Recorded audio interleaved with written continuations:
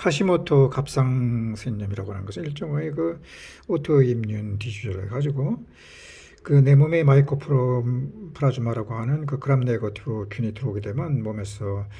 이것을 대항해 가지고 그 WBC 즉 그 T셀과 B셀 이런 것들에서 엔티바디를 만들어서 이제 그 마이코플라즈마를 공격하게 된다. 그럼 이제 이런 그 염증 현상 그 공격하는 방법이 뭐냐면 대부분의 그 T셀은 그 좋은 엔티바디를 형성하지만은 그 방관자 T셀이라고 해서 뭐 그 10억 개 중에 한 개가 있는 데에서 생성되는 것이 마이코플라즈마 엔티바디 같은 그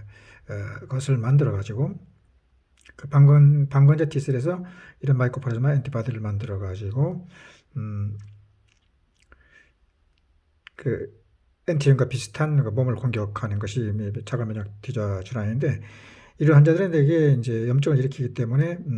염증 수치가 뭐 ESR이나 CRP가 올라가는데 특히 마이코플라즈마 그 엔티바디의 그 바디인 그 TPO 엔티바디 자가 면역 그 항체가 하시모토 그 갑상선염일 때는 수치가 10,000 정도까지 올라가게 된다. 그래서 그 항원인 그 마이코플라즈마를 항생제를 써서 없애버리게 되면은 이 그 방광자 T셀에서 만들어진 자가 면역 항체, 즉 그 TPO 엔티바디 숫자가 10,000개였다가 뭐 100개 이런 게 하강해가지고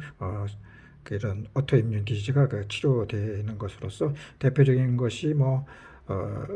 그 이런 것은 대개 이제 왜 생기냐면 이제 그 균이 그 마이코플라즈마 같은 것이 몸에 들어와서 잠복해 있을 때에 나타나는 것이고 이로 인해 가지고 이제 피곤하고 또 뭐 염증도 생기고 통증도 생기고 불면증도 생기고 이런 질환들이 뭐 류마티스라든가 쇼프라든가 루푸스라든가 이런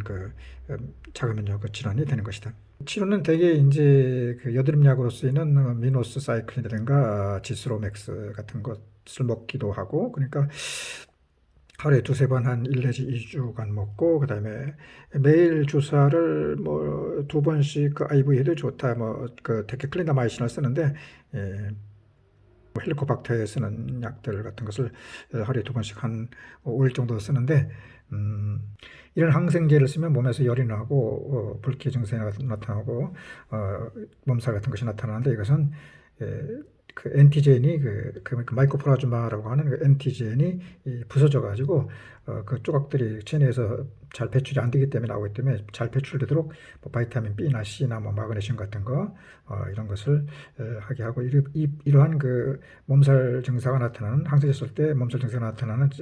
그 증상을 갖다가 헥사이머 리액션이라고 한다.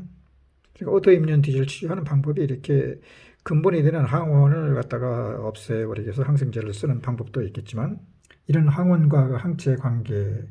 즉 그를 이용한 상관관계를 이용한 조절 T셀을 갖다가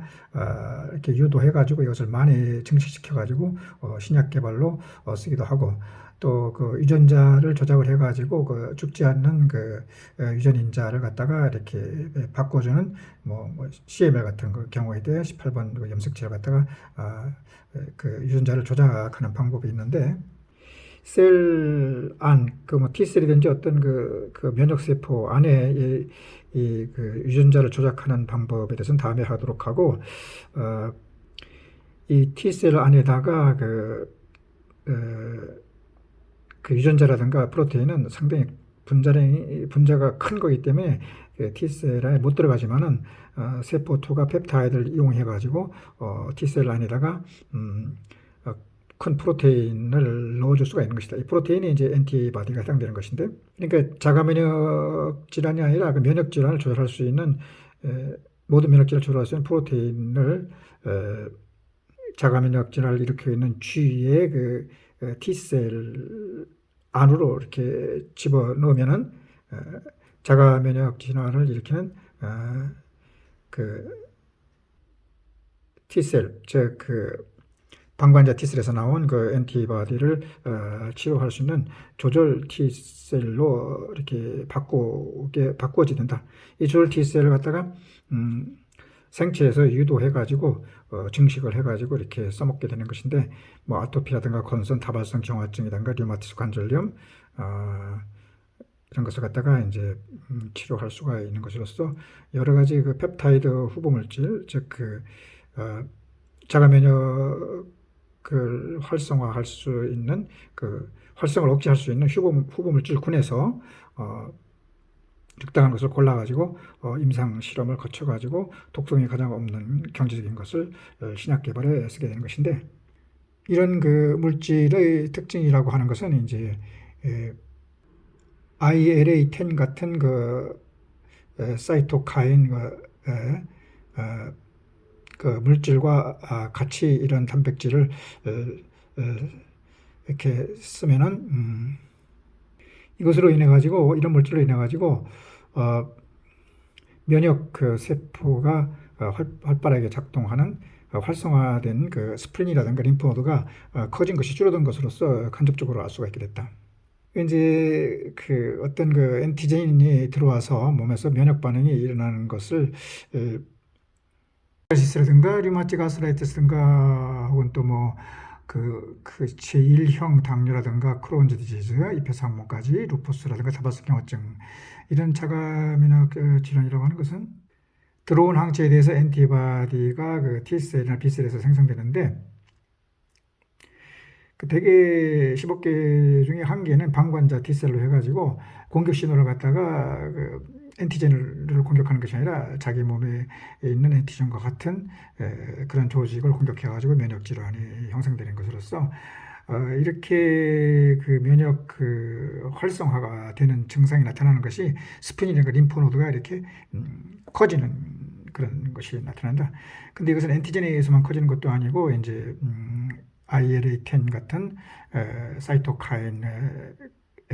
이것은 그 세포 전달 물질인데, 이것을 갖다 투여해도 역시 그 스플린과 림프노드가 커지는 걸 봐가지고 어떤 그 프로테인이, 엔티바디를 이루는 프로테인이 예를 들어서 이런 스플린과 림프노드가 작아지게 하는 효과가 있는 것을 이렇게 후보군에서 이제 찾아가지고 임상 적용을 하게 되는 것이다. 그것을 뭐 사이토카인과 같이 섞어가지고 투여했을 때 커져야 할 그 스플린이나 림프노드가 커지지 않으면은 이것이 후보 물질로 해가지고 좋은 그 면역 치료, 자가 면역에 의한 부작용, 질환을 치료하는 그 약이 될 수가 있는 것이다.